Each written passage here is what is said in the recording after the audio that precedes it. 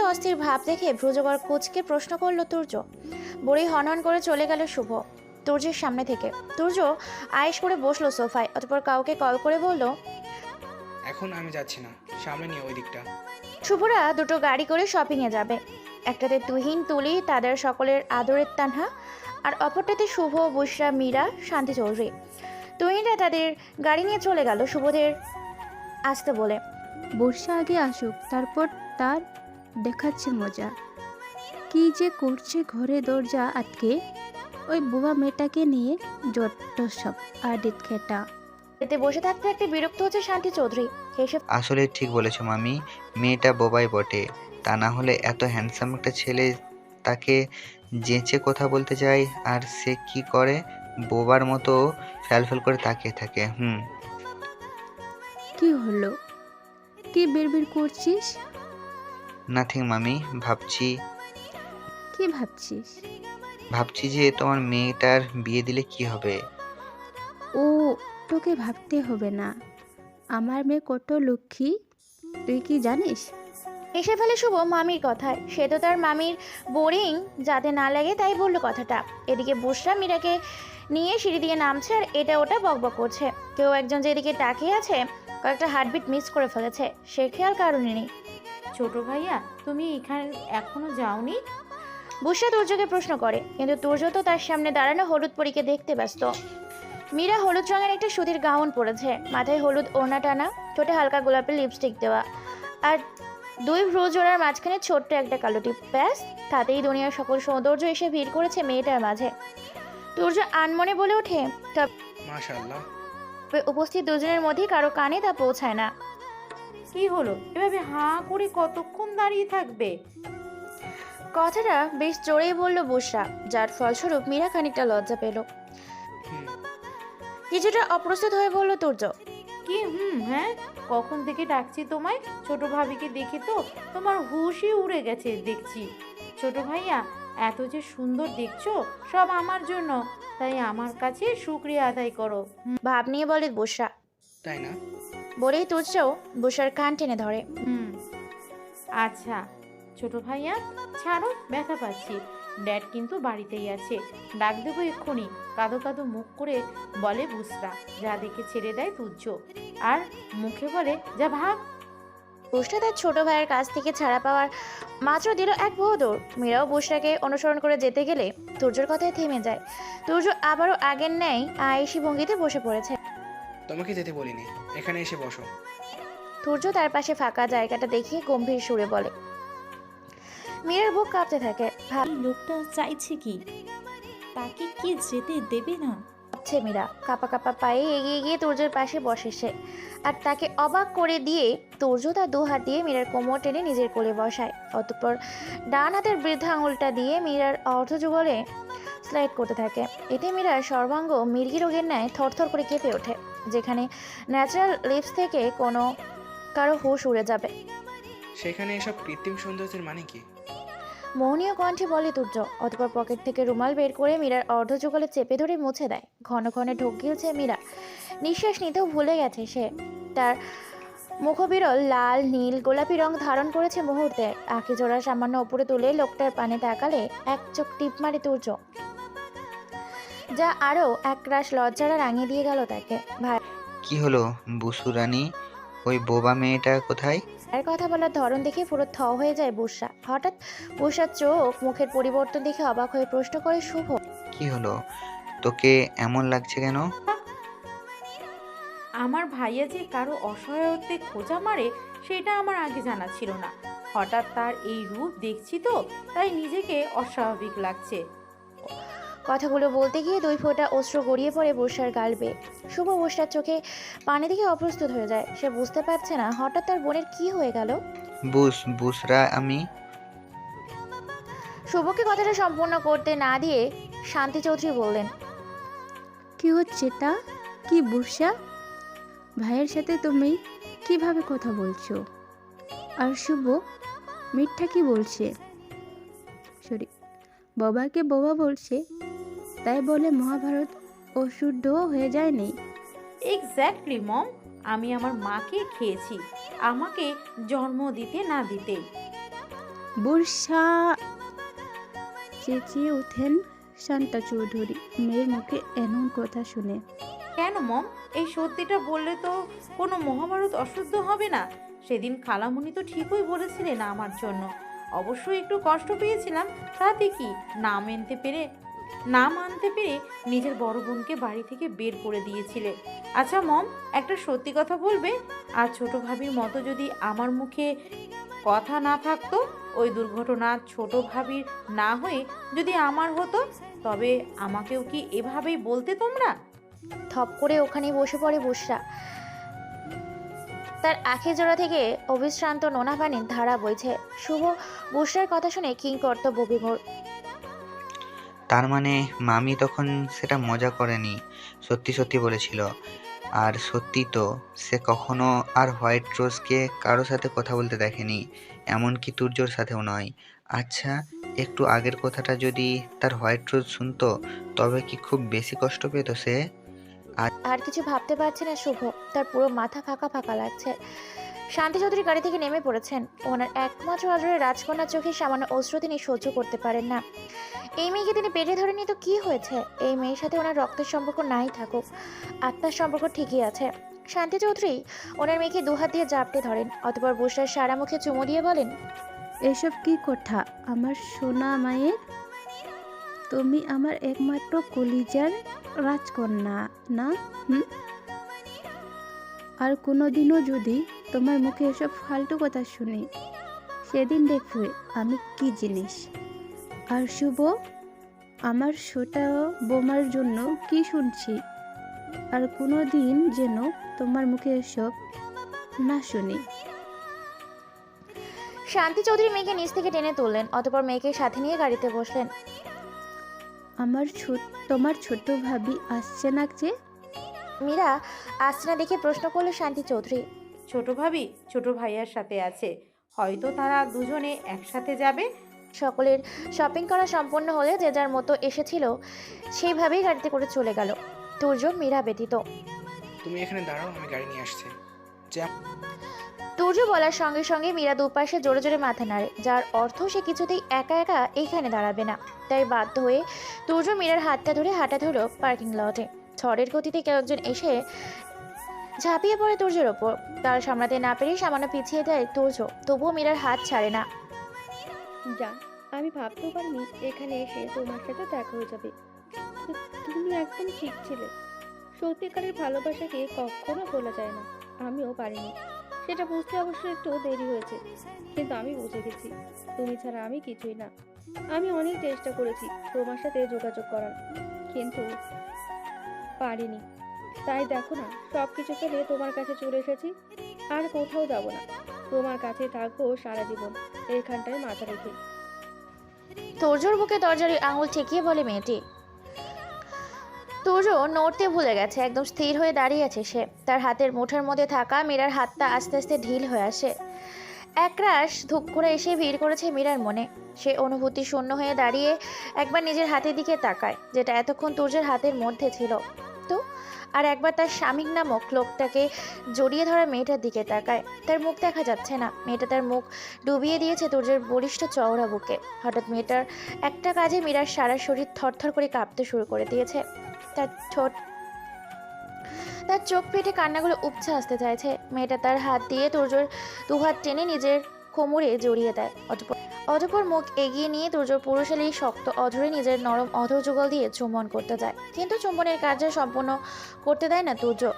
তার আগে মেয়েটার কোমর থেকে এক ঝটকায় হাত ছাড়িয়ে জোরে ধাক্কা দেয়, যার ফলস্বরূপ মেয়েটা তুর্য থেকে বেশ খানিকটা ছিটকে পড়ে। যেমনটা এতদিন আমার থেকে দূরে ছিলে, তেমনটাই থাকবে, সেটাই তোমার জন্য মঙ্গল। সে কথাগুলো বলে পুনরায় মীরার হাত নিজের হাতের মুঠো নিয়ে হাঁটা দেয় তুর্য। এদিকে মেয়েটার চোখে মুখে দেখা যায় একরাশ কৌতূহল। সে বুঝতে পারে না তুর্যের সাথে মেয়েটাকে কেমন চেনা চেনা লাগছে, তবে এটা যে বুশরা হবে না সেটা সে 100% শিওর, কারণ বুশরাকে সে চিনে। সামনাসামনি না দেখুক, তুর্যর ফোনে তো দেখেছিল। আর যাই হোক, মেয়েটার ব্রেইন অধরা ক্ষমা না যে সে গুলুমুলু সেই ছোট্ট বুশরাকে চিনতে ভুল করবে। মারিয়া তোকে তুর্য চৌধুরী পাত্তা দিল না।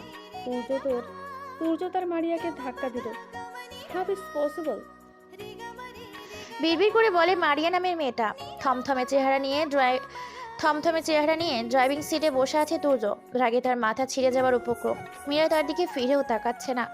জানালার দিকে বাইরে তাকিয়ে চোখের পানি ঝরাচ্ছে মেয়েটা, যা তুর্যের একেবারে অসহ্য লাগছে। তুর্য সিট বেল্ট খুলে মীরার একদম কাছে চলে যায়। অতঃপর তার ডান হাত দিয়ে শক্ত করে মেয়েটার গাল চেপে ধরে বলে, এই মেয়ে, তোর সমস্যাটা কোথায় একটু বলবি? কেন এত প্যানপ্যানিং শুরু করেছিস? হয়েছেটা কি? কি হলো? কিছু বলছিস না কেন? আরে তোকে কিছু বলেছি, উত্তর কেন দিচ্ছিস না? আর এই মেয়ে, তোকে না না করেছি কান্না করতে, তবে চোখের পানি কেন ফেলছিস? বলেছি না তোর চোখের পানি দেখলে ভয়ঙ্কর কিছু করে বসবো। তুর্যের কথায় কি আছে জানা নেই মীরার, তবে তার চোখ মুখ খিচে দাঁতের দাঁত চেপে কান্নাগুলো আটকে নেয়, যার ফলস্বরূপ তার সারা শরীর কেঁপে কেঁপে ওঠে। মীরার কান্না থেমে যেতেই সরে আসে তুর্য নিজের সিটে। পুনরায় সিট বেল্ট লাগিয়ে বড় বড় দুটো নিঃশ্বাস নেয়। অতঃপর সামান্য রিল্যাক্স হয়ে গাড়িতে টান দিল। তুর্যের গাড়ি এসে থামে চৌধুরী ভিলার গেটের সামনে। মীরা আর চোখে তুর্যকে দেখে নেয় একবার। লোকটা মনে হয় এখনো রেগে আছে। আচ্ছা, তুর্য কি আমার কান্নার জন্য এভাবে রেগে গেল, নাকি ওই মেয়েটার উপর যত রাগ হয়েছিল তা আমার উপর ঝাড়ে? মনে মনে এসব ভেবে চলছে মীরা। কি হলো, এখানে বসে থাকার ইচ্ছা আছে নাকি? তুর্য বলতেই মীরা তাড়াহুড়ো করে গাড়ির দরজা খুলে নামতে গেলে তার একটা হাতে টান লাগে। ঘাড় ঘুরিয়ে দেখতে পায় তুর্যর হাতের মধ্যে তার হাত, আর তার দৃষ্টিজোড়া মীরাতেই নিবদ্ধ। তার দিকে মেয়েটা তার নরম নয়নজোড়া এদিক ওদিক করতে থাকে। এখন গিয়ে একটা শাওয়ার নেবে, তারপর নিচে এসে লাঞ্চ করে তবে রেস্ট নেবে। আমার ফিরতে দেরি হবে। কথাগুলো বলে তুর্য মীরার কপালে উষ্ণ চুমু এঁকে দেয়। অতঃপর হাত ছেড়ে বলে, যাও। এতে মীরা খুব একটা বেশি অবাক হয় না, কারণ কয়দিন যাবৎ এই লোকটা তার সাথে এইভাবেই ট্রিট করছে। তার মাথায় এখন পার্কিং লটে তুর্যের উপর ঝাঁপিয়ে পড়া মেয়েটার ঘুরঘুর করছে। মীরা খুবই সরল, তাই বলে অতটাও বোকা নয়।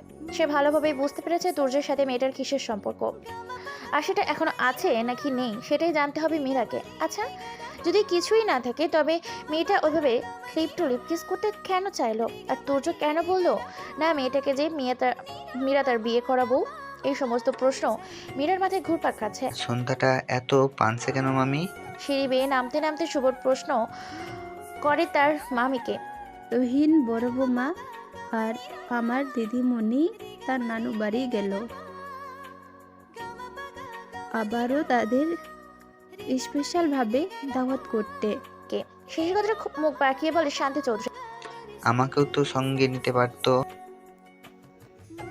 নিতে চেয়েছিল, তুই যাসনি। হোয়াট?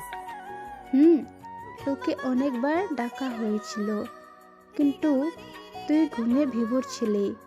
আচ্ছা বল, কি খাবি? এক কাপ কড়া কফি, মাথাটা বেশ ধরছে। শান্তি চৌধুরী একজন মেয়েটকে ডেকে এক কাপ কড়া কফি দিতে বলে গেলেন। শুভ কফির মগটা নিয়ে বসে দরজার সামনে দাঁড়ায়। তার একমাত্র বোন তার উপর অভিমান করেছে, সেই অভিমানকেই ধূলিসাৎ করতে দরজায় টোকা দেয় শুভ। কে? একটু পরে এসো, পড়ছি এখন, বলে বুসরা। সে জানে দরজার ওই পাশে এখন কে হতে পারে। বুসু, দরজাটা একটু খোলো পাখি, ভাইয়ার দরকারি কথা আছে তো। পরে বলো, এখন সময় নেই, বিজি আছি। এমনিতেই কাল সারাদিন ব্যস্ত থাকবো, তাই এখন একটু পড়তে দাও। এ মাসেই পরীক্ষা আমার। শুভ বুঝে গেছে তার অভিমানিনী বউ এখন দরজা খুলবে না, তাই আর বৃথা চেষ্টা না করে ছাদের দিকে পা বাড়ালো। শুভ ছাদে পা দিতেই এক অদ্ভুত সৌন্দর্যের সম্মুখীন হয়। ছাদের রেলিং ধরে রাস্তার দিকে মুখ করে এক নারীর অবয়ব দাঁড়িয়ে আছে। কোমর ছড়িয়ে রেশমি চুলগুলো পড়ে আছে পিঠে, আর সেই নারী অবয়বটি তার দৃষ্টি স্থির রেখেছে সুদূর আকাশের ওই অর্ধ চন্দ্র দিকে। এই আলো ছায়া মনোরম পরিবেশে তার উপর এই অতিমাত্রায় সৌন্দর্য নারী পিষ্ট অবয়ব, যা শুভর আখিজোড়াকে শীতল করতেই যথেষ্ট। আস্তে আস্তে শুভ গিয়ে দাঁড়ালো সেই নারী অবয়বটির পিছনে, কিন্তু সেদিকে সেই নারীটির কোনো খেয়াল নেই। তাই শুভ বুদ্ধি করে খক খক করে কেসে উঠল। কাশির শব্দে নজরে ওঠে মীরা। হ্যাঁ, ওটা মীরাই ছিল। ঘরে তার দম বন্ধ লাগছিল, তাই তার প্রকৃত হাওয়া গায়ে মাখতে ছাদে আসা। মীরা তার পিছনে শুভকে দেখে অপ্রস্তুত হয়ে যায়। তড়িঘড়ি করে গায়ে জড়ানো ওনাটা এক পাশ থেকে মাথায় টেনে নেয়। অতঃপর শুভকে একটা জোরপূর্বক হাসি উপহার দেয়। এ কি হোয়াইট রোজ, তুমি কান্না করছিলে? শুভ তার হোয়াইট রোজের চোখের দিকে তাকিয়ে চমকে গিয়ে প্রশ্নটা করে। মীরা আবারও তার ঠোঁটে যথাসম্ভব হাসি বজায় রাখার চেষ্টা করে দুদিকে মাথা নাড়ে। শুভকে তাহলে তোমার চোখগুলো এমন ফোলা ফোলা লাগছে কেন?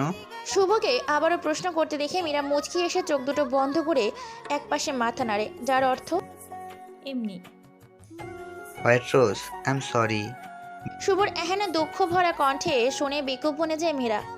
সেই ছেলেটার দিকে তাকিয়ে ঘন ঘন চোখের পাতা নাড়ে, যা দেখে হো হো করে হেসে ওঠে শুভ। অতঃপর বলে, বলতে ইচ্ছে করলো তাই বললাম। আচ্ছা হোয়াইট রোজ, তুমি আমার বন্ধু হবে? কথাগুলো বলে শুভ তার ডান হাতটা বাড়িয়ে দেয়। মীরা শুভর হাতের দিকে একবার আর একবার তার মুখের দিকে চেয়ে থাকে। সে চায় না কোনো রকম ঝামেলায় জড়াতে। তুর্য তাকে সাপ সাপ মানা করে দিয়েছে শুভ নামে ছেলেটার সাথে না মিশতে।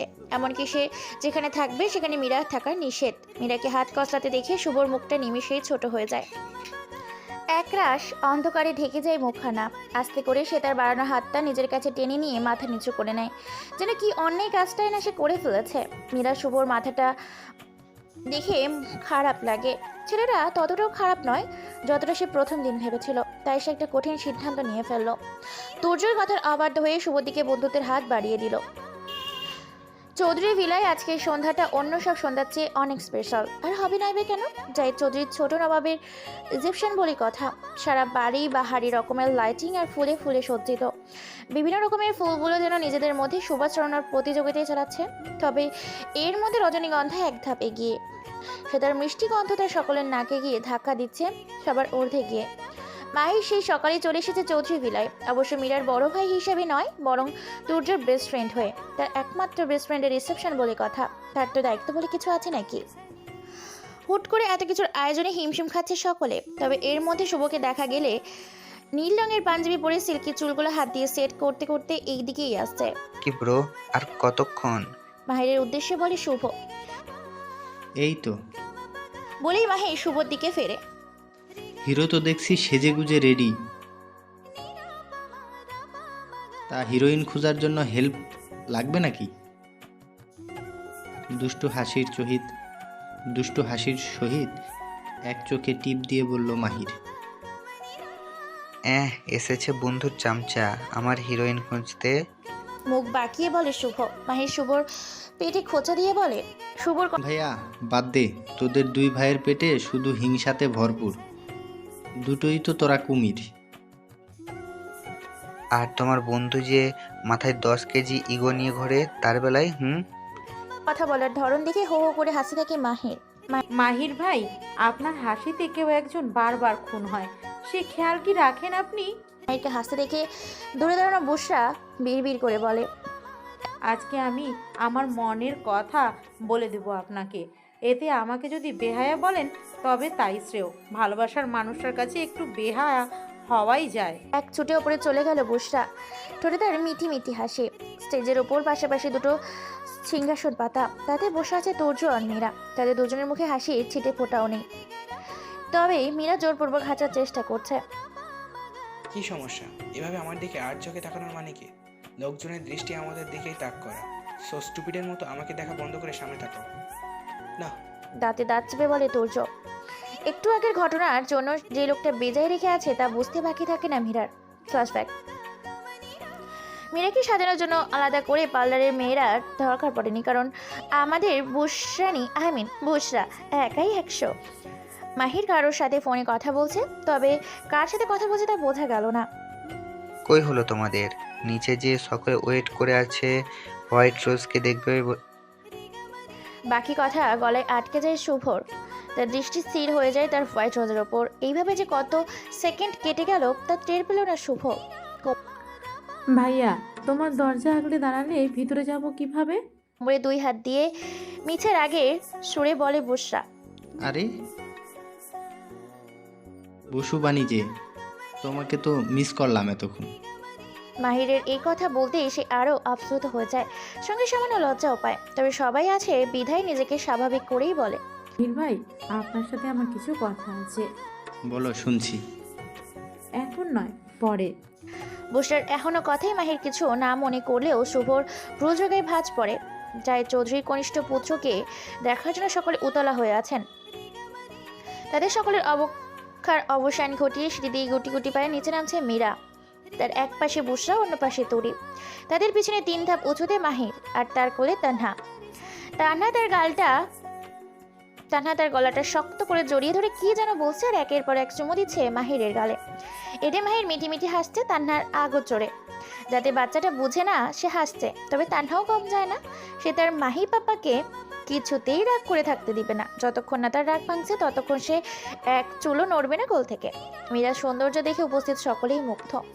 সবাই মেয়েটার রূপের প্রশংসা করতে লাগলো। মীরা আকাশি রঙের বেনারসি শাড়ি পরেছে, সেটা দেখতে অতটাও সুন্দর নয়, তবুও যেন মীরাকে তাতে অপরূপা লাগছে। এদিকে তুর্যের অবস্থা কাহিল, সে ভাবতেও পারেনি তার পছন্দ করে দেওয়া শাড়ি থেকে মেয়েতে এত সুন্দর লাগবে। কিন্তু সে তো পছন্দ করেনি, মেয়েদের জিনিস সম্পর্কে তার সামান্য ধারণাটুকুও নেই।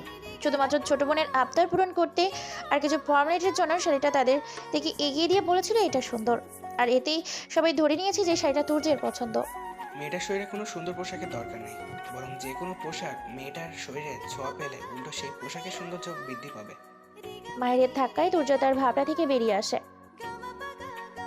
অনেক সময় পাবি দেখার, এখন যা ওখানে গিয়ে বস, তোদের কটা ছবি তুলুক। কথাটা বলে মাহির সরে আসে ওইখান থেকে। তার নজর এখন সদর দরজার দিকে। বারবার কাউকে ফোনে ট্রাই করছে মাহির, তবে সেই কাঙ্ক্ষিত নাম্বারটি সুইচ অফ বলছে। ভেতর আগে গজগজ করছে মাহির, কিন্তু ওপর থেকে কাউকে বুঝতে দিচ্ছে না। খোদার কসম, আজ যে তোর কি অবস্থা করব তুই কল্পনাও করতে পারবি না মিলি, শুধু বাড়ি যাওয়ার অপেক্ষা। তুর্যের হাসি মুখটা নিমেষে চুপসে যায় মীরা আর শুভকে একসাথে দেখে। অবশ্য ওখানে শুভ একা নেই, বুশরা, তুলি আরও অনেকে আছে। তবুও তুর্যের ভালো লাগছে না, তার মন চাইছে মেয়েটাকে টেনে নিয়ে চলে যেতে এখান থেকে। অনিচ্ছা সত্ত্বেও তুর্য মীরার পাশে তার জন্য বরাতিকৃত জায়গায় বসলো বেশ ভাব নিয়ে। তা দেখে মেয়েদের মতো ভেঙচি কাটলো শুভ, যেটা তুর্যের চোখ এড়ালো না। আর দেখলো মীরা শুভের ভেঙচি কাটে দেখে ফিক করে হাসলো, যা তার রাগকে দ্বিগুণ করে দিতে যথেষ্ট। Flashback end. অতিথিরা মীরার রূপের প্রশংসা করার পাশাপাশি সমালোচনা করতেও ভুললো না। তুর্যের এক মামি তো বলেই ফেললেন, ছোট আপা, তুর্যবাটা কিন্তু কাজটা ঠিক করেনি। এই মেয়ে সৌন্দর্যের মোহে পড়ে তো বিয়েটা ঠিকই করে ফেলেছে, কিন্তু সারা জীবন এই বোবা মেয়েকে নিয়ে কাটাতে পারবে তো? কথাগুলো বেশ জোরেই বলাতে তুর্য, মীরা সহ স্টেজের আশেপাশে অনেকেই শুনতে পেল।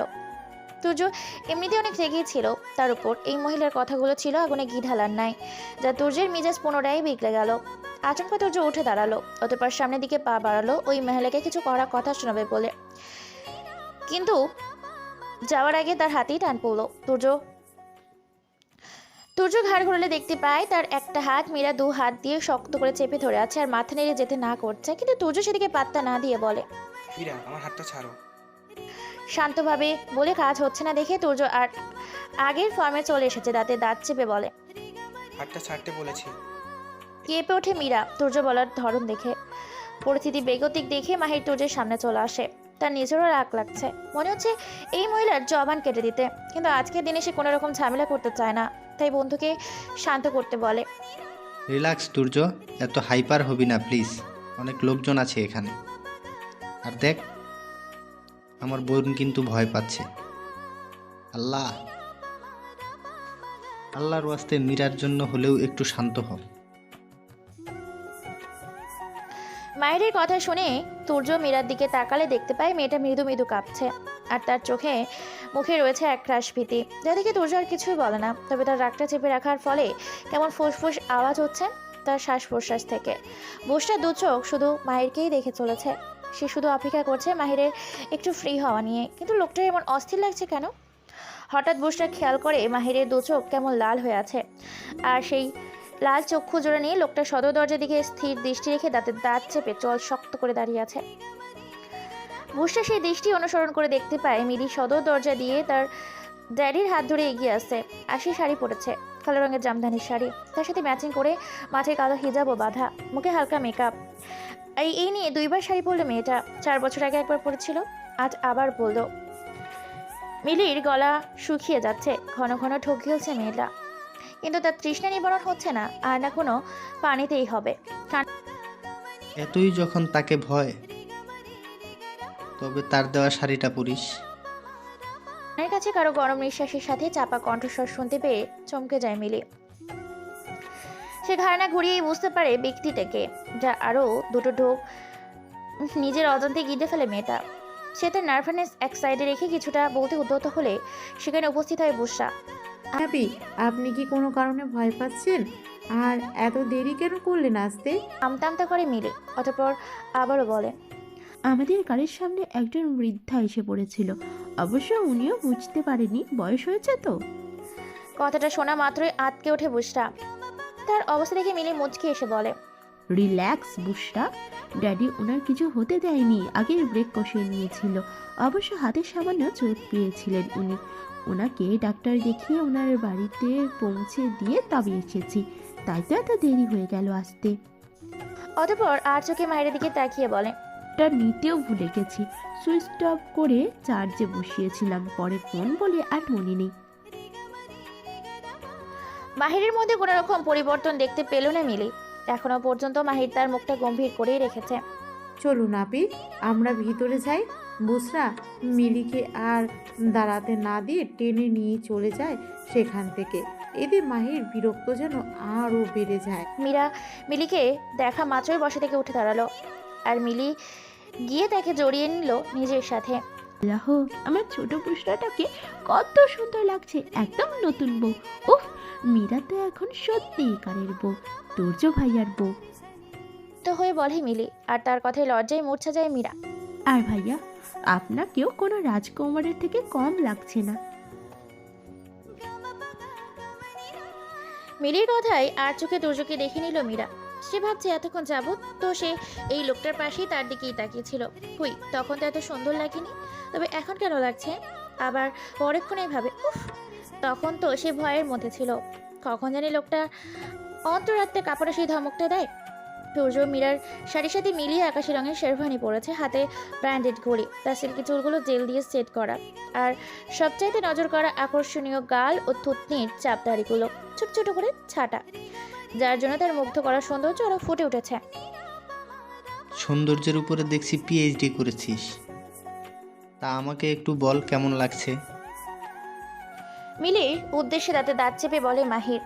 মাহিরের এমনও কথায় নিজেকে বড় বড় আখি দ্বারা তার আপাদমস্তক পরক করে। মাহির সবুজ রঙের পাঞ্জাবি পরেছে, সেটার হাতা কোনোই পর্যন্ত গোটানো, হাতে ব্যান্ডেজ ঘড়ি, তার সেট করা চুলগুলো সামান্য এলোমেলো, বেশ কয়েকটি চুল কপালে এসে পড়েছে, কিন্তু সেদিকে তার কোনো হুঁশ নেই। তার দিকে মুচকে আসে মিলি, অতঃপর কিউট।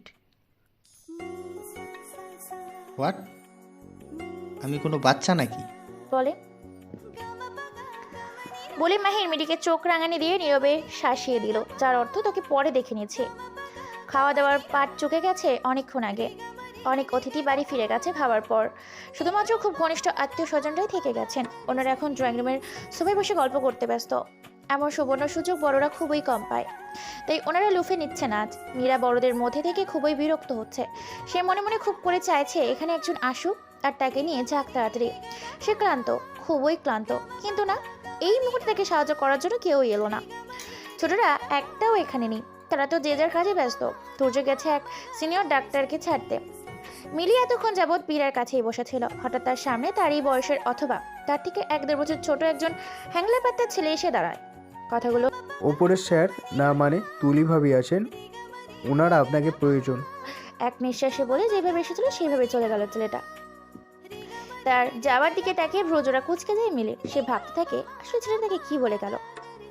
তুলি ভাবি ডাকছে মানে কি? তুলি ভাবি তো রান্নাঘরে। আচমকা মিলির চক্ষুজোড়া বড় আকার ধারণ করলো। কত বড় বেয়াদব ছেলেটা, কেমন করে মিথ্যা বলে চলে গেল। দাঁড়াও চান্দ, তোমার আমি দেখাচ্ছি মজা। বিড়বিড় করে বলে তুলি ছেলেটার পেছনে গেল। গিয়ে কি বললি? রিজুকে সামনে আসতে দেখেই প্রশ্নটা করলো মাহির। বলছি তুলি ভাবির তোকে প্রয়োজন। গুড, যা এখন। স্যার বলছি যে ওটা কি ম্যাম? এই মায়েরকে নিজের দিকে তীক্ষ্ণ দৃষ্টিতে তাকিয়ে থাকতে দেখে। না মানে আসলে আমতা আমতা করে শ্রীজু ফো দৌড় দেয় সেখান থেকে। ছেলেটার কাণ্ডে রেখে হেসে ফেলে মাহির, মুখে বলে ভালোই ধরেছিস তুই। এই ম্যাম আমার ব্যক্তিগত ম্যাম। বিড়বিড় করতে করতে করিডোর দিয়ে হাঁটছে মিলি। হঠাৎ সে অনুভব করলো তার শাড়ির ফাঁক দিয়ে কারোর বলিষ্ঠ হাত তার নরম উদরে চেপে বসেছে। যার ফলস্বরূপ সে কেঁপে ওঠে। সেই বলিষ্ঠ হাতের ব্যক্তি তার হাতের চাপ আর একটু বাড়িয়ে মিলিকে নিজের দিকে আরও বেশি করে টেনে নেয়, যার ফলে মেয়েটার পিঠ গিয়ে থাকে সেই ব্যক্তির চওড়া বুকে। কথাগুলো তুমি কেন, অন্য কাউকে আশা করেছিলি বুঝি? ফালতু বকা বন্ধ করো আর আমাকে ছাড়ো, এখানে অনেক লোকজন, কেউ দেখবে। তার মানে তুই আমার সাথে একান্তে সময় চাইছিস, রাইট? যেখানে আমাদের কেউ দেখবে না। বলেই মাহির মিলিকে কিছু বলার সুযোগ না দিয়ে তাকে টেনে পাশের রুমে ঢুকে পড়ে। সম্ভবত রুমটা বুসরার। করিডোরের অপর মাথায় ঢপ করে বসে পড়ে বুসরা। অতঃপর হাউমাউ করে কেঁদে ওঠে মেয়েটা। চটজলদি দুহাত দিয়ে মুখ চেপে ধরে সে, যাতে তার কান্নার আওয়াজগুলো কারো কানে না পৌঁছায়। তা না হলে বাড়ি ভর্তি লোকজন নানা প্রশ্নের সম্মুখীন হতে হবে তাকে, যার উত্তর তার কাছে থাকলেও সে কাউকে দিতে পারবে না। বুসা তার হাত দিয়ে কান্নার আওয়াজ আটকাতে সক্ষম হলেও চোখের পানির বাদ মানছে না তার। আখি জোড়ার মুষলধারে বৃষ্টির ন্যায় ঝরঝরে পড়ছে। এ যেন থামবার নয়।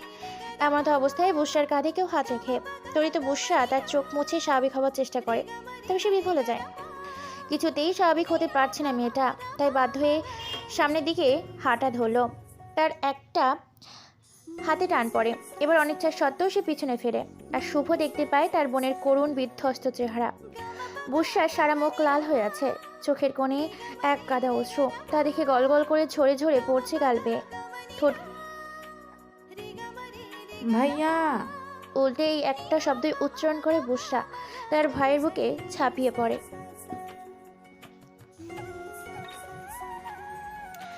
সারাদিন দুষ্টুমিতে মেতে থাকা বুসরার এমন করুণ অবস্থা দেখে যে কোনো দিন দেখতে হবে তা কল্পনাতেও ভাবেনি শুভ। ছোট বোনকে এইভাবে দেখে সারা দুনিয়ার অন্ধকার লাগছে তার। শুভ কাপা কাপা হাতে বোনের চুলে হাত বুলিয়ে টানতে যায়। এই পাগলি, কান্না কেন করছিস? কি চাই ভাইয়াকে বল। ভাইয়া, আমার মাহির ভাইকে চাই।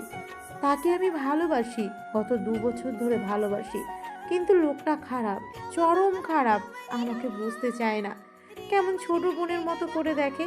কেন এমন করে? তার কি আমি বোন লাগি? তার নিজের বোন থাকতে আমাকে কেন বোনের নজরে দেখতে হবে? বলো না ভাইয়া। ভাইয়া, ওই লোকটা বিদেশি ওই আপিটাকেই পছন্দ করে, তাকেই ভালোবাসে।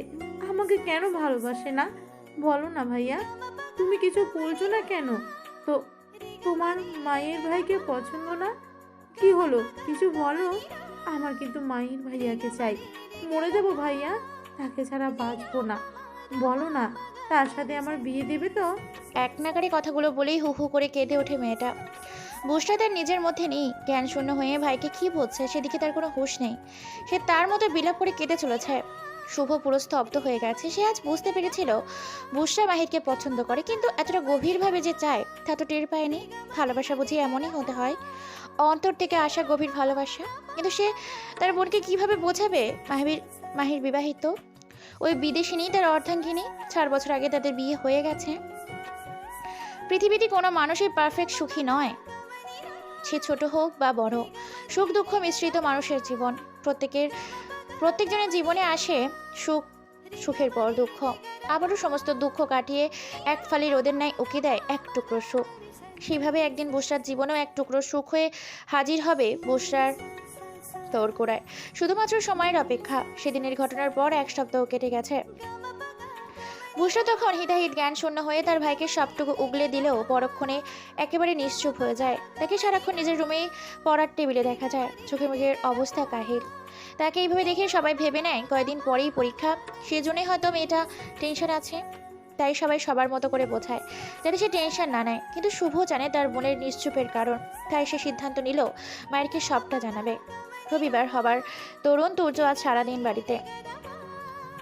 এই কয়দিন সে যে কী চাপের মধ্যে ছিল তা শুধু নিজেই জানে। ভেবেছিল লাঞ্চের পর মীরার সাথে কিছু গুরুত্বপূর্ণ কথা বলবে, কিন্তু সে রুমে থাকাকালীন মেয়েটা এই মুখো হয়নি। ঘরময় পাইচারি করছে তুর্য। এই মেয়েটা তাকে কেন এভাবে এড়িয়ে চললে তার দম বন্ধ হয়ে আসে। তা কি বোঝে না মেয়েটা? না, বোঝে না। বুঝলে হয়তো সে তার সাথে এমন করতো না। দারুণ চাপা স্বভাবের মেয়ে মীরা। তার মনের কথাগুলো যেমন কেউ টের পেতে দেয় না, তেমনই তার অভিমানগুলো কারোর কাছে প্রকাশ করে না। তাই তো তুর্যের জন্য তার পাহাড় সমান অভিমানগুলো তার অন্তরের ছোট্ট কুঠিরে তালা দিয়ে রেখেছে। কোনোভাবেই ওই বদলোকটাকে বুঝতে দিবে না দুপুরের কড়া রোদে ছাদের এক কোণে চুপটি করে বসে চক্ষু জোড়া হতে অশ্রু ধরাচ্ছে মীরা। কয়দিন থেকে দুর্যোর ব্যবহার থেকে কঠিন পীড়া দিচ্ছে। কেন শুধু লোকটা তাকে নিজের মায়ের গভীরভাবে আটকে দিচ্ছে? লোকটা কি বুঝে না তার এই এক্সট্রা কেয়ার মেয়েটার বুকটার কয়েকশো খণ্ড করে দেয়? মীরার পাশে থাকা মুঠো ফোনটা ভাইব্রেট হচ্ছে অনবরত, কিন্তু সেদিকে তার কোনো রকম হুঁশ নেই। সে তার মতো দুই হাঁটুর মাঝখানে মাথা দিয়ে চুপটি করে আছে। তুর্য ড্রয়িং রুমে এসে বসেছে অনেকক্ষণ যাবৎ, কিন্তু কাউকে দেখতে পাচ্ছে না, আর না পাওয়ারই কথা। আজ যেহেতু ছুটির দিন, সেহেতু সকলেই লাঞ্চ করে নিজের রুমে ভাত ঘুম দিচ্ছে। অসহ্য, মেয়েটা কোথায় গেল? আচ্ছা সাদে জানি তো। তুর্য, তুই সত্যি পাগল হয়ে গেছিস। দুপুরের এই কড়া রোদে ও সাদে কি করবে? এক মনে বিড়বিড় করে চলেছে তুর্য। মীরা, মীরা, কোথায় আছো তুমি? না, কোনো উত্তর আসছে না দেখে তো অধৈর্য হয়ে যায় তুর্য। সারা বাড়ি তার খোঁজা শেষ, এমনকি মেয়েটাকে কলও করে ফেলেছে 3 বার। না কল রিসিভ করছে আর না সামনে আসছে। সব জায়গায় খুঁজে ফেললেও ছাদটা বাকি পড়ে গেছে তুর্যের। তবে তার জানা আছে মেয়েটা ছাদে নেই, কারণ এই কড়া রোদে কেবল পাগলরাই থাকতে পারে। কিন্তু মীরা তো পাগলি নয়, তাই তার সেখানে থাকার কোনো চান্স নেই। তুর্যের মন মানল না। সে নিশুতির মতো একটা একটা করে সিঁড়ি বেয়ে উপরে উঠতে লাগলো। তবে তার কাছে আশ্চর্য লাগলেও সত্যি, মেয়েটা সেই কড়ার রোদেই মাথা নিচু করে চুপটি করে বসে আছে, যা দেখে বিকুপ বনে যায় সে। মীরা, পাগল হয়েছো তুমি? এর রোদে কি করছো এখানে? তুর্যের প্রশ্নে কোনো ভাবান্তর নেই মীরার। সে তার মতো আগের ন্যায় বসে আছে। এবার তুর্যের রাগ উঠে যায়। সে মীরার বাহু ধরে হ্যাঁচকা টান দেয়, যার ফলস্বরূপ মেয়েটা কুকিয়ে ওঠে। আবার আকস্মিক এমন হওয়াতে একটু ভয়ও পেয়ে যায়। এতক্ষণ তার কোনো হুঁশ ছিল না, সে তো তার ভাবনাতে মগ্ন ছিল। এইভাবে হঠাৎ কে ব্যথা দিল দেখার জন্য খানিকটা ওপরে তাকায় মীরা। দেখতে পায় চোখ মুখ শক্ত করে তুর্য তার দিকে তাকিয়ে আছে। মীরার মুখবিরব দেখে স্তব্ধ হয়ে যায় তুর্য। মেয়েটা কাঁদছে, কিন্তু কেন? কি হয়েছে মীরা, তুমি কান্না করছো কেন? আর এভাবে রোদের মধ্যে বসে থাকার মানে কি? তুর্যের অস্থির কণ্ঠস্বর, যা শুনে বিরক্তিতে আখিজোড়া বন্ধ করে নেয় মীরা। অসহ্য লাগছে এই লোকটাকে তার। কেন তার খোঁজ করতে করতে ছাদ পর্যন্ত চলে এসেছে সে? আর তো মাত্র 2 মাস। তারপর দুইজনের রাস্তায়। সে তার মতো থাকবে, আর মীরার মতো। তাহলে কিসের এত অধিকার আর এত আদিক্ষেতের বা কি আছে? মীরা তুর্যের দিকে কিছুক্ষণ তাকিয়ে থেকে অন্য পাশে মেঘ ফেরালো। তা দেখে মেয়েটার সামনে হাঁটু কেড়ে বসে পড়ল তুর্য। অতঃপর 2 হাত দিয়ে তার পান পাতার ন্যায় মুখখানি 2 হাতের মধ্যে ভরে দিল। নিচে চলো, এখানে খুব গরম। তুর্য তার বাঁ হাত দিয়ে মীরার ডান হাত ধরে নিচে দিয়ে নিয়ে যেতে লাগলো। মেয়েটা তার হাতটা ঝাড়া দিয়ে ফিরিয়ে নেয়। অতঃপর তুর্য থেকে অনেকটা দূরে সরে বসে। এবার তুর্যর মেজাজ দেখে কে। ক্রমে কর্মের রগ ফুলে উঠছে, শক্ত হয়ে যায় চোয়াল। তবে সেদিকে পাত্তা দিল না মীরা। তুর্যও কম যায় না। সে এগিয়ে যায় মেয়েটার দিকে, যার ফলস্বরূপ খুঁজে যায় তার সমস্ত দূরত্ব। এখন আর তাদের মধ্যে আঙুলও ফাঁক নেই। এমনতো অবস্থায় তুর্যের শক্ত হাত আরো শক্ত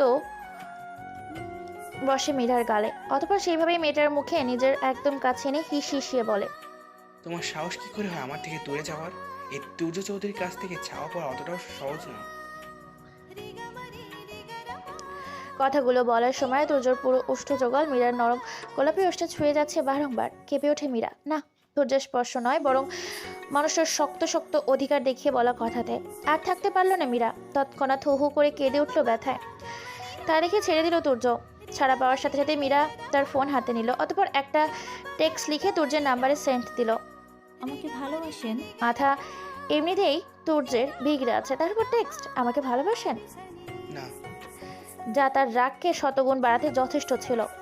তুর্য মীরার দিকে তাকিয়ে কাট কণ্ঠে জবাব দেয়। অতঃপর মেয়েটাকে কোনো কিছু ভাবতে না দিয়ে পাজাগোলা করে হাঁটা দেয় নিচে। গন্তব্য তাদের রুম। মীরাকে রুমে এনে থপ করে ফেলে দেয় বিছানায়। অতঃপর পিছন ঘুরে রুমের বাইরে যেতে গেলে আবারও তার ফোনে মেসেজ টোন ভেসে ওঠে। টেক্সটটা মীরার নাম্বার থেকে এসেছে। তুর্য সেটা ওপেন করার আগেই পেছন ঘুরে মীরাকে একবার দেখে নেয়। ফোন হাতে নিয়ে সে আগে ফুঁসছে মেয়েটা। তুর্যও কম লাগছে না, তবুও সেটা কন্ট্রোল করে টেক্সটটা ওপেন করে আর দেখতে পায় সেখানে লেখা, অসভ্য লোক, ভালোবাসেন না তো শুধু ছোঁয়ার বাহানা কেন খোঁজেন? এরপর যদি আমাকে আমার ধারের কাছে দেখেছি তো ব্যাস পড়তে পারে না সে। ফোনটা ট্রাউজারের পকেটে রেখে ঝড়ের বেগে মীরার কাছে গিয়ে তাকে এক ধাক্কা দিয়ে বিছানায় ফেলে দেয়। অতঃপর সে নিজে উঠে পড়ে মেয়েটার ওপর। তার বলিষ্ঠ 2 হাত দিয়ে মীরার 2 হাত চেপে ধরে ঠোঁটে ঠোঁট ডুবিয়ে দেয়। ঘটনাটির আকস্মিক ঘটনাতে বুঝে উঠতে পারে না মীরা। আর যখন বুঝতে পারে তৎক্ষণাৎ তার অষ্টজোড়া তুর্যের আয়ত্ত চলে গেছে। ছটফট করে ওঠে মেয়েটা ছাড়া পাওয়ার আশায়। তার অষ্টজোড়া ব্যথা করছে। লোকটা নিজের দাঁত দিয়ে মীরার নরম পাতলা অষ্টজোড়া চেপে ধরেছে। তার সহ্যের সীমার বাইরে। না পেরে চোখের পানি ছেড়ে দেয় মেয়েটা। তবুও লোকটার মাঝে কোনো ভাবান্তর নেই। তুর্য তার সমস্ত রাগ জেদ ছাড়ছে মীরার অর্ধযুগলে। মাগরিবের নামাজ শেষ করে ড্রয়িং রুমে এসে বসেছেন আহাদ সাহেব। আগামীকাল সন্ধ্যায় ফ্লাইটে তিনি ফিরে যাবেন নিজ ডেরায়। বেশ অনেকদিন থেকেছেন, আবার কি এবার যদি না যান তবে ওনার ব্যবসা যে লাটে উঠবে। দুনিয়াতে কাউকেই বিশ্বাস নেই। যতই বিশ্বাস্ত লোকের হাতে দেখভালের দায়িত্ব দিন না কেন, মানুষের পাল্টে খেতে সময় লাগে না। তিনি বসে বসে উসখুস করছেন। কথাটা কিভাবে ভাগ্নেকে জানাবেন? এমনিতেই ছেলেটার যা রাগ। কি হয়েছে মামা? তোমাকে এমন টেনশন লাগছে কেন? কোনো সমস্যা? রুম থেকে বেশ পরিপাটি হয়ে বেরিয়ে এসে মামার সামনে দাঁড়িয়ে একসাথে অনেকগুলো প্রশ্ন করলো মাহির। না না, কোনো সমস্যা হয়নি। তুমি কোথাও যাচ্ছ নাকি?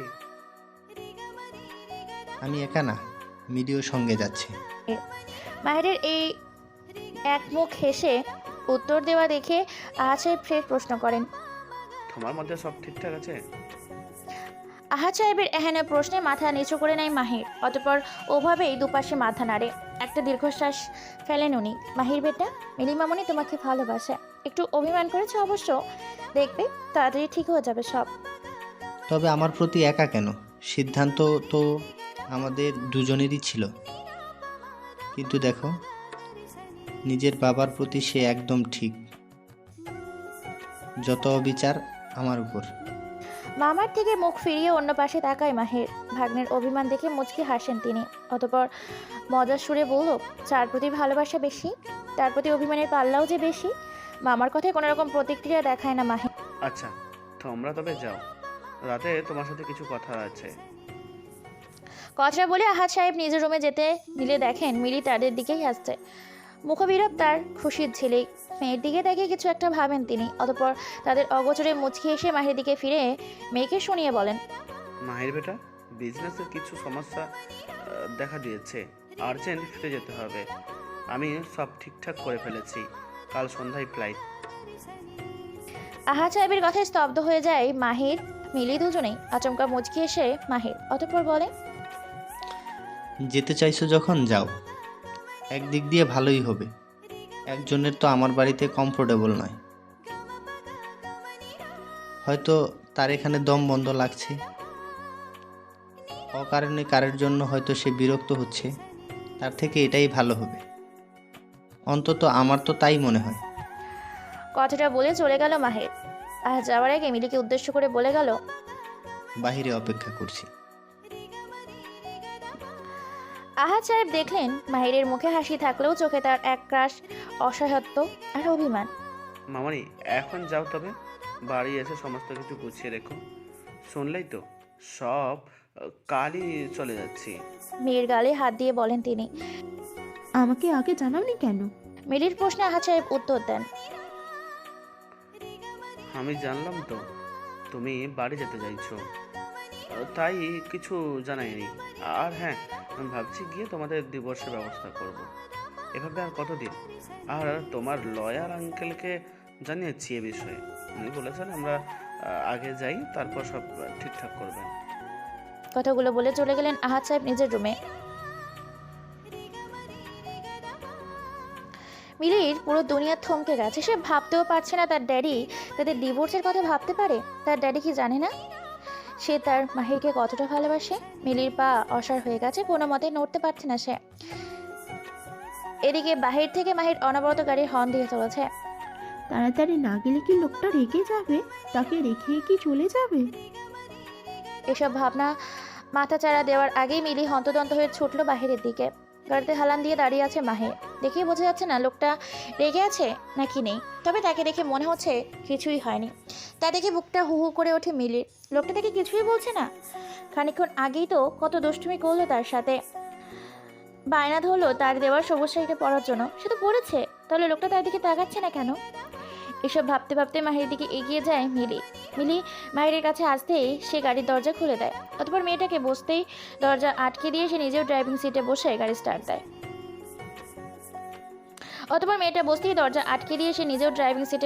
স্টার্ট দেয়। তাদের কারো মুখেই কোনো কথা নেই। আশোকে মিলি মাহিরকে দেখে নেয়। লোকটা এক মনে ড্রাইভ করছে, যেটা মনে হচ্ছে কাজটা সামান্য এদিক ওদিক করলেই ফাঁসি দেওয়া হবে যাবে তাকে, যা সে কিছুতেই চায় না। মিলির দু চোখ হতে কান্নাগুলো উপচে আসতে চাইছে। মাহিরের চুপ থাকা তার পছন্দ হচ্ছে না। অতি কষ্টে নিজের কান্নাগুলো আটকে রেখেছে মেয়েটা। শুভ একটা রেস্তোরাঁয় বসে আছে আধা ঘন্টা যাবৎ। একটা কর্নারের টেবিল বুক করেছে সে, যেটা সব টেবিলগুলোর থেকে অনেকটা সাইডে। কফির কাপে চমক দিতে বিরক্ত সে। এসে থেকে 3 কাপ কফি শেষ হয়েছে, এখন 4 নাম্বার চলছে, কিন্তু যাদের জন্য সে অপেক্ষা করছে তাদের কোনো পাত্তা নেই। আর 10 মিনিট পর শুভের অবসান ঘটিয়ে অপেক্ষার সেখানে উপস্থিত হলো মাহির মিলি। হ্যাঁ, শুভ এতক্ষণ এদের জন্যই অপেক্ষা করছিল। তাদের দেখে দাঁড়িয়ে যায় শুভ। মুচকি এসে মিলির দিকে তাকিয়ে জানতে চায়, কেমন আছেন ভাবি? আলহামদুলিল্লাহ ভালো। আপনি কেমন আছেন ভাইয়া? ভালো। কফি মাথা নেড়ে উত্তর দেয় শুভ। মাহির মিলি দুজনেই পাশাপাশি বসে। তাদের মুখে হাসির ছিটে ফোটাও নেই। তা দেখে ভ্রুজোগাড় কুঁচকে যায় শুভর। তারও যেন গোমরা মুখের ছোঁয়া লেগেছে এখন। তাই সেও মুখটা গম্ভীর করে মাহিরের উদ্দেশ্যে প্রশ্ন ছড়ে, কি খাবি বল? কফি। তিনজনের সামনে 3টি কফির কাপ, তবে তারা কেউ তাতে একটা চুমুক পর্যন্ত দেয়নি। মাহির, তোকে আমার কিছু জানানোর আছে। শুনে এসেছি, তুই বল। না, সূর্য এমনটা করতে পারে না। আমার সূর্য শুধুমাত্র আমাকে ভালোবাসে, যেমনটা আগে বাসতো। আমি সব ঠিক করে নিতে চাই, সে আগের মতো। চিৎকার করে কাঁদতে কাঁদতে বলে মারিয়া। রুমের জিনিসপত্রের বেহাল দশা করে ফেলেছে মেয়েটা। আর মারিয়া বেটা, এসব কী ধরনের পাগলামি নতুন করে শুরু করেছো তুমি? ভুলে যেও না তুমি এনগেজড, আর জয়কে কিন্তু তুমি নিজেই পছন্দ করেছো। প্লিজ, জয়কে আমার ভালো লাগে, তবে ভালোবাসে না।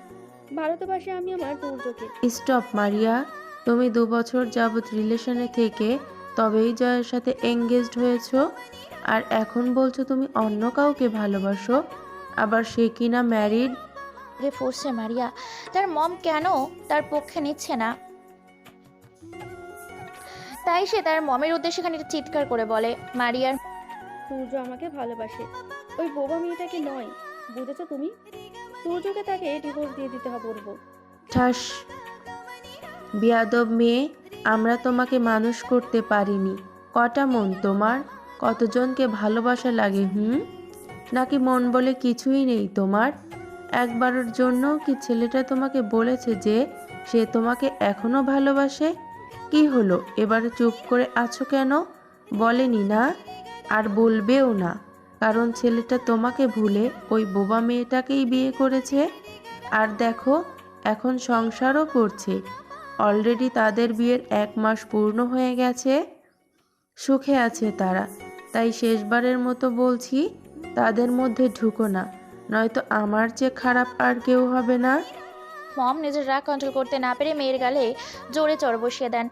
এতটুকু মেয়ে বলে মেয়েকে টেনে সোফায় বসান মারিয়ার মম। সযত্নে মেয়ের চোখ মুছে দিতে দিতে কপালে আদরে চুমু এঁকে দেন। অতঃপর মেয়েকে বুকে টেনে নিয়ে মাথা চুলে হাত বুলিয়ে দিতে থাকেন।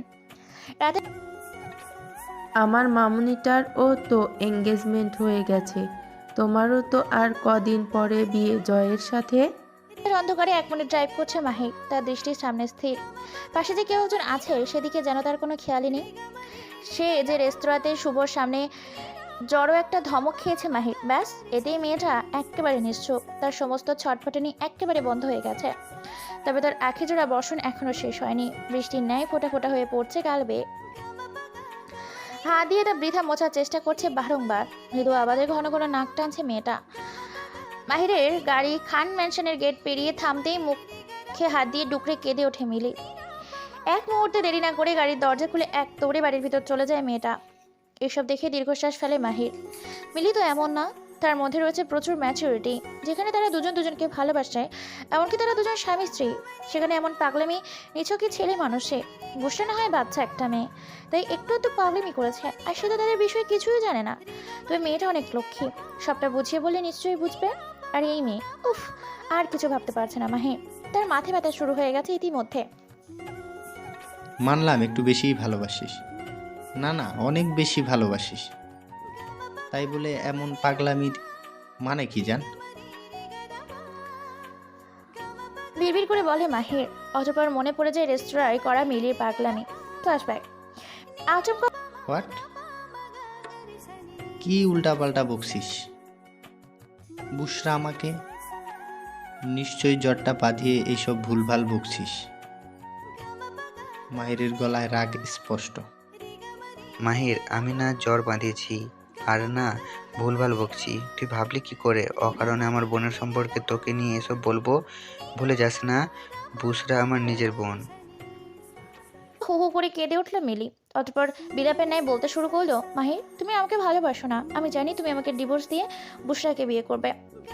ডুকরে ডুকরে কেটে চলেছে মিলি, আর তার অবস্থা দেখে উপস্থিত দুজনেই কিং কর্তব্য বিমোর। Flashback and. ঘড়িতে এখন 1:42। গভীর রাত। মীরা বারান্দার রেলিং ধরে দাঁড়িয়ে আছে। আকাশে অর্ধ চন্দ্রকার তার রশ্মি ছাড়াতে ব্যর্থ চেষ্টা করছে। তবে তার প্রচেষ্টা কয়দিন মাত্র, আবারও তো সে পূর্ণতা পাবে। কিন্তু মীরার এই অর্ধচন্দ্রকার যে বেশি প্রিয়, তাই তো সে অপলক দেখে চলেছে। হঠাৎ মীরার মনে হলো তার পেছনে কেউ এসে দাঁড়িয়েছে। অস্থির হলো চিত্ত। ভিত্তির কারণে মৃদু কম্পন সৃষ্টি হলো নিজ কায়ায়। শুকনো ঢোক গিলে আঁখি জোড়া বন্ধ করে আস্তে আস্তে ঘুরে গেল পেছনে। অতঃপর পিটপিট করে তাকাতেই দেখতে পেল তুর্য চৌধুরীকে। খালি গায়ে প্রতিদিনের ন্যায় শুধুমাত্র একটা ট্রাউজার পরে পকেটে দুহাত ঢুকিয়ে মীরার দিকে ভ্রু কুঁচকে তাকিয়ে আছে। এতদিনে মীরা বুঝে গেছে লোকটা গায়ে জামা দিয়ে শুতে পারে না। এতক্ষণ যাবৎ সে গভীর নিদ্রায় নিমজ্জিত ছিল। হঠাৎ ওয়াশরুম যাবার প্রয়োজনে ঘুম ছুটে যায় তার। কয়েকদিনের অভ্যেসে অনুযায়ী বন্ধ আগে জোড়ার পাতা উন্মুক্ত করেই সোফার দিকে তাকায়। সেখানে মেয়েটা ঠোঁট ফুলিয়ে ঘুমে বিভোর থাকে প্রত্যেকটা রজনী। তবে আজ সেই মুহূর্তে দেখে তুর্য ভেবে নেয় এখন ওয়াশরুমে, তাই চোখ বুজে বিছানায় ওপর বসে অপেক্ষা করতে থাকে মীরার বেরোনোর। কিন্তু না, মেয়েটা তো বেরোচ্ছে না। প্রায় 15 মিনিট হতে চললো তুর্য অপেক্ষা করছে মীরার বেরোনোর। আর সম্ভব নয়। হন্ত হন্ত ছুটে গেল ওয়াশরুমের দরজার দিকে। এক ধাক্কা দিবে আমরা তা অবস্থায় তার চোখ যায় দরজার ছিটিনের দিকে, যেটা বাইরে থেকে লাগানো। তাতে ভুরুজোড়া কুচকে যায় তুর্যের। তবুও কোনো কিছু না ভেবে ঢুকে যায় ভেতরে। তার এখন অত কিছু ভাবার সময় নেই, নিজেকে হালকা করা অতীব প্রয়োজন। তুর্যকে এইভাবে দেখলে হাজারো লজ্জারা এসে জড়ো হয় মীরার মাঝে। সমান স্বরূপ তার কর্ণজোড়া কপল জোড়ায় রক্তিম ধারণ করেছে। এখনো তার ব্যতিক্রম হলো না। মীরা তার দৃষ্টি জোড়া এদিক ওদিক করতে থাকে। তা দেখে মুচকি হাসলো তুর্য। কি ব্যাপার, তুমি এত ব্লাশিং হচ্ছ কেন? বাই এনি চান্স তুমি কি আমাকে দেখে এভাবে লজ্জা পাচ্ছ? আমার তুর্যের এহেন প্রশ্নে হাঁক চকিয়ে যায় মীরা। এই লোক চরম লেভেলের ঠোঁট কাটা, সাথে চরম লেভেলের অসভ্য বটে, যা সে এই কদিনে ভালো মতো টের পেয়েছে। এক ছুটে মীরা সেখান থেকে পালিয়ে যেতে নিলে তার একটা হাতের কবজি খপ করে ধরে নেয় তুর্য। ঘুমের 12টা বাজিয়ে এখন কোথায় যাওয়া হচ্ছে? চল। প্রজোড়া নাচে বলে তুর্য। তখন আমার চুল টেনে দিবে। যেমন তুমি আমার শান্তির ঘুমটাকে টাটা করেছো, তেমনি তুমি আবার ওয়েলকাম করবে। বলেই টেনে নিয়ে চলে গেল তুর্য মীরাকে বিছানায়। তুর্য মীরাকে এনে খাটের মাঝখানে বসিয়ে দেয়। অতঃপর তাকে অবাক করে দিয়ে তার কোলে মাথা রেখে আঁখি জোড়া বন্ধ করে শুয়ে পড়ে। না, একটু জোরে টানবে। তুর্যর হুকুম জারি করা দেখে মনে মনে মুখ বাঁকায় মীরা। অনিচ্ছার সত্ত্বেও লোকটার চুলের মধ্যে হাত চুপিয়ে দেয়। অতঃপর সিল্কি চুলগুলো ধরে আস্তে আস্তে টানতে থাকে। কানে কম শোনো, জোরে টানতে বলছি না? নাও জোরে জোরে টানো। রাত দুপুরে কি পেয়েছে কি লোকটা? তাকে দিয়ে চুল টানাবে আর নিজে শান্তির সহিত ঘুমোবে? তা তো হবে না জনাব। মনে মনে কথাগুলো ভেবে খুব জোরে একটা টান দেয় মীরা, যার ফলস্বরূপ তুর্য মুখ থেকে বেরিয়ে আসে। স্টুপিড, কি করছো? জোরে বলেছি বলে কি গায়ের সর্বশক্তি দিয়ে প্রয়োগ করবে নাকি? তুর্যের ধমকে মৃদু কেঁপে ওঠে মীরা। অতঃপর ভয়ে ভয়ে তুর্য সহ্য করার মতো করে টানতে থাকে। বেশ খানিকটা সময় অতিবাহিত হয়ে গেলে দেখা যায় তুর্যের নিঃশ্বাস ভারী হয়ে আসছে। মীরা বুঝতে পারলো লোকটা বাড়ি ঘুমিয়ে তলিয়েছে। মীরা তুর্যের মাথাটা ধরে বালিশে দিতে গেলে বাদী বিপত্তি। তার আগেই তুর্য ঘুরে গিয়ে নিজের মুখ তার পেটে গুজে দু হাত দিয়ে শক্ত করে জড়িয়ে ধরে তার কোমর। এবার মীরা সত্যি সত্যি রাগ উঠে যায়। চারদিকে নানা রকম পাখিদের কোলাহল শুনে ঘুম ভেঙে যায় মাহিরের। শরীরের ওপর নরম কিছু আছে তার, যা সে অনুভব করতে পারছে। সেই নরম জিনিসটা তাকে এতই আষ্টে পিষ্টে জড়িয়ে ধরে আছে যেন মনে হচ্ছে সেটা তার শরীর ভেদ করে ঢুকে যাবে অভ্যন্তরে। পিট পিট করে আঁখি জোড়া মেলে তাকায় সে। দেখতে পায় তার প্রিয়তমা স্ত্রী একরাশ তৃপ্তি নিয়ে গভীর ঘুমে মজে আছে। আগেও তো অনেকবার এই আদুরে বেড়াল ছানাকে বুকে জড়িয়ে ঘুমিয়েছে সে, কই তখন তেমন তৃপ্তি ভরা মুখবিরব দেখতে পায়নি। তবে কি এটা তাদের পুনর্মিলনের তৃপ্তি? নিজের মনে এখনো প্রশ্ন জাগলে মুচকি আসে মাহির। মুখটা খানিকটা উঁচু করে শরীরের ওপর পেঁচিয়ে থাকা মিলির দিকে এগিয়ে নিয়ে যাচ্ছে। অতঃপর প্রিয়তমা স্ত্রীকে ললাটে অনেকটা সময় নিয়ে গভীর চুম্বন রেখে দেয়। অতঃপর মাহিরের ভাবতে থাকে শান্তশিষ্ট ভদ্র মেয়েটার কার গতরাতের পাগলামি। ফ্ল্যাশব্যাক। ঘড়িতে 11:50 বাজে। কেবলই ঘুমের দেশে পাড়ি জমিয়েছে মাহির। এমন সময় তার মুখে বিন্দু বিন্দু তরল কিছু পড়ছে। বিরক্তিতে চোখ মুখ কুচকে নেয় সে। ঘুমের মধ্যে সে ভাবতে থাকে আসলে এগুলো কি। এবার সেই তরলের সাথে কারো ফুপানির আওয়াজও কানে আসে। ফট করে আঁখি জোড়া খুলে দেখতে পায় তার জান অর্ধাঙ্গিনী প্রিয়তমা স্ত্রী চোখ বুজে ফোপাচ্ছে।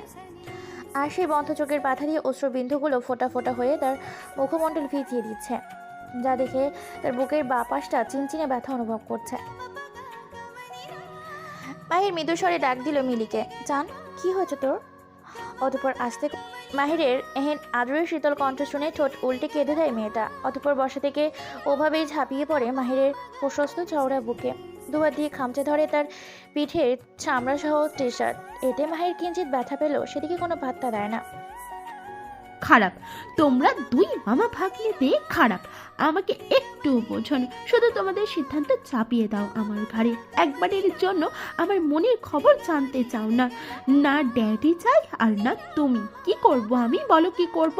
মাহির, আমি তোমাকে ভালোবাসি, তোমার সংস্পর্শে থাকতে চাই, তোমায় নিয়ে ছোট সংসার করতে চাই। তবে কেন বোঝো না আমাকে? আমার অধিকার আমাকে কেন দিচ্ছ না? কেন নিজ ইচ্ছেতে আমাকে কাছে টানছো না? কেন কেন কেন মাহির?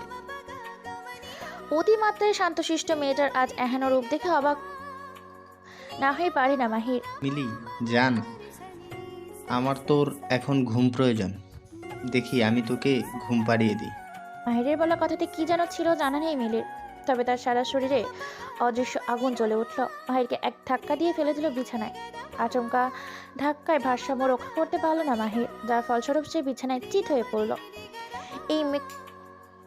এই মোক্ষম সময় হাতছাড়া করতে চায় না মিলি, তাই সময় ব্যয় না করে ছটপট উঠে পড়ল মাহিরের শরীরের ওপর। অতঃপর এলোপাটির চুমু খেতে লাগলো মাহিরের পুরো অধৈর্য বলে। কিছুক্ষণ পরে যখন মাহিরের কোনো রেসপন্স পেল না, তখন উঠে পড়ে মিল তার ওপর থেকে। অতঃপর বা হাতের উল্টো পিঠ দিয়ে ওঠচড়া মুছে নিয়ে বলে, সেটাই হবে যেটা তোমরা চাও। তবে এই আমিটাকে আর দেখতে পাবে না তোমার চোখের সামনে। এতক্ষণ মাহির শখের মধ্যে ছিল। মিলিকে এই প্রথম নিজে থেকে এতটা কাছে পেয়ে হবাকের চূড়ান্ত পর্যায়ে পৌঁছে গেছিল কিছুক্ষণের জন্য। তার হুঁশ ফেরে মিলির বলা কথায় মিলি চলে যেতে নিলে তার হাত টেনে টান পড়ে, কিন্তু মেয়েটা সামনে থেকে পিছনে ঘুরে না, ওভাবেই ঠায় দাঁড়িয়ে থাকে। মাহির এবার মিলির হাত ছেড়ে দু হাত দিয়ে তার কোমর আঁকড়ে নেয়, ঘনিষ্ঠ হয়। অতঃপর তাকে টেনে নিজের কোলে বসায়, এলোমেলো চুলগুলো আলতো করে ঠিক করে দেয়। অতঃপর প্রিয়তমা স্ত্রীর কানের কাছে মুখ নিয়ে মোহনীয় কণ্ঠে বলে, ওটা আমার না, শ্বশুর মশাইয়ের প্ল্যান ছিল। তার এখন নাতি নাতির সাথে খেলার শখ জেগেছে কিনা। মাহির মিলির কাঁধে নাক ঘষে চলেছে অনবরত। অতঃপর ওভাবেই বলে, কেমন এক চুটকিতেই সব ঠিক হয়ে গেল? আসলে আমার মামাটা জিনিয়াস, বুঝলি জান। মাহিরের কথা শুনে মিলির রাগের মাত্রা আঘাত ছুঁয়ে গেল যেন। তাই সে মাহিরের কাছ থেকে ছাড়া পাওয়ার জন্য মুচড়া মুচড়ি শুরু করে দিল। মাহির ছাড়ো, আমার ঘুম পেয়েছে।